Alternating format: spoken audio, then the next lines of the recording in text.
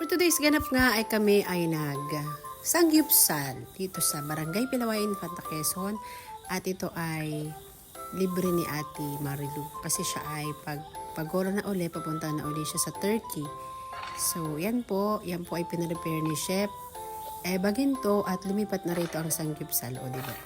Kung kayo po ay namimiss ang sangyup, dito lang po kayo pumunta sa Barangay Pilaway at ito po ay located sa Purok Yacal, Barangay Pilaway, Infanta, Quezon. At bago kami nagkainan ay sinimulan muna ni Kuya Willie sa panalangin. Nabi tayo ng kapatid. Salamat po na kami pinagkakalisal bilang isang magkakapatid. Sa pananampalataya ng kapatid po, salamat Panginoon na ito. Ito ang umabay po sa amin na maging kalusugan po natin ang kain. Salamat Ama. Sa iyong pagpulit, salamat po sa pangalan natin. At after nga ang manalangin, iyan na, nagluluto na kami ng aming kakaining sangyup. Thank you po Ate Marilu sa iyong libre today. At kami ay napabilang sa iyong parang palispidita, char. Thank you very much po. Tapos ay may papansit pa dito si Tita. At kami ay dito na nag-dinner sa Barangay Pilaway. Thank you very much po.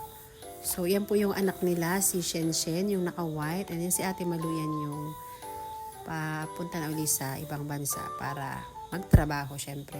So meron pa kami ditong salad na pako, prepared din ni Chef Eva. At kung gusto niyo pong mag-dine in dito sa Barangay Pilaway, abay sulit sa sarap ang 2.5 mo. Kanya nakadami ang iyong makakaharap na pagkain.